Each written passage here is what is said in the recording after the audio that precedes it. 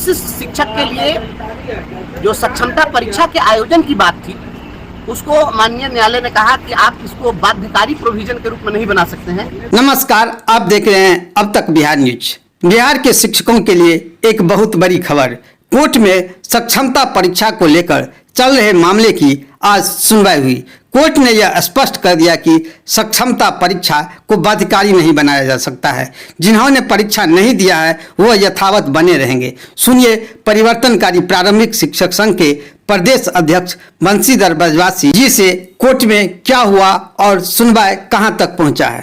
हम शिक्षकों की ओर से जो याचिका दायर की गई थी, उसमें आज माननीय उच्च न्यायालय ने अपना फैसला सुना दिया है और पारित किए गए फैसला के अनुसार जो विशिष्ट शिक्षक के लिए जो सक्षमता परीक्षा के आयोजन की बात थी, उसको माननीय न्यायालय ने कहा कि आप इसको बाध्यकारी प्रोविजन के रूप में नहीं बना सकते हैं कि हर किसी को परीक्षा में शामिल होना ही हो और अनुत्तीर्ण होने वाले को आप हटा देंगे। यह प्रावधान नहीं चलेगा, ये प्रावधान स्ट्रक डाउन किया गया। हाँ, ये चीज़ अब सभी लोग जानना चाहते हैं कि जो परीक्षा होगी उसका क्या होगा, तो मैं स्पष्ट कर देता हूँ कि जो जानकारी है उसके हिसाब से सक्षमता परीक्षा जिन्होंने भी दे दिया है उनकी पोस्टिंग सक्षमता विशिष्ट शिक्षक के रूप में होगी। वो जहाँ जिनकी पोस्टिंग होगी वहाँ उनको जाना होगा। लेकिन जो पूर्व से कार्यरत नियोजित शिक्षक हैं, स्थानीय निकाय शिक्षक हैं, वो 2020 नियमावली के तहत बने रहेंगे। तो इसमें स्पष्ट हो गया कि स्थानीय निकाय शिक्षकों की सेवा जो है पूर्व की भांति बनी रहेगी और इसमें जो प्रोन्नति के अवसर हैं, बेसिक ग्रेड से स्नातक ग्रेड में, स्नातक ग्रेड से प्रधानाध्यापक ग्रेड में, तो ये प्रोन्नति के अवसर बने रहेंगे। और साथ ही साथ माननीय उच्च न्यायालय ने इनके कैरियर इन्हांसमेंट के संबंध में भी सरकार को उचित उपाय करने के लिए कहा है कि आप इनको बेहतर, इनके सेवा को आप कैसे बना सकते हैं, इस पर भी टिप्पणी है।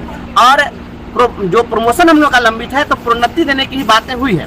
तो कुल जुलाकर के जो स्थिति है उसमें जो लोग चाहते थे कि नहीं हम अपने दूर दराज के जिलों में पोस्टिंग के आधार पर हम अपना घर छोड़कर बेघर होने की कीमत पर हम नौकरी करें, तो ये जो प्रावधान था यह प्रावधान खत्म कर दिया गया है। इसलिए अब कोई भी स्थानीय निकाय शिक्षक परेशान नहीं हो, जो जहाँ है वहाँ बने रहेंगे, उनके सेवा पर किसी प्रकार का कोई सवाल नहीं होगा।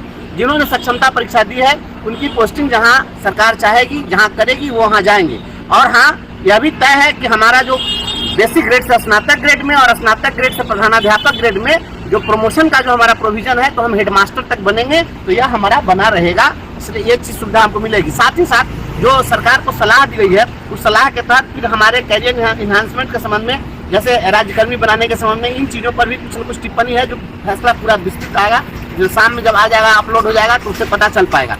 और एक चीज़ और मैं पहले ही बता दिया था कि जिस तरीके से राज्य सरकार ने विशिष्ट शिक्षक नियमावली के साथ ही यह कह दिया था कि जिलों में जो अपीलीय प्राधिकार है ये खत्म हो जाएंगे, तो अपीलीय प्राधिकार को भी यथावत रख दिया गया है कि अपीलीय प्राधिकार का प्रोविजन बना रहेगा, उसकी व्यवस्था बनी रहेगी, उसको आप खत्म नहीं कर सकते हैं। देखिए बंधुओं, मैं बहुत पहले से क्लियर कट कह रहा हूँ कि संविधान का जब 73वां संशोधन हुआ 1992 में, तो उसके साथ ही जो प्राइमरी एजुकेशन है वो स्थानीय निकायों के हवाले कर दिया गया। और स्थानीय निकायों के हवाले जब कर दिया गया है तो पूरी तरह से स्थानीय निकायों से इसको नहीं छीना जा सकता है। इसलिए यह चीज़ चलने वाला नहीं है। अब रही बात विशिष्ट शिक्षक की बात और राज्यकर्मी की बात, तो उसके संबंध में, कैरियर के संबंध में सरकार को कहा है कि कुछ न कुछ उपाय कीजिए।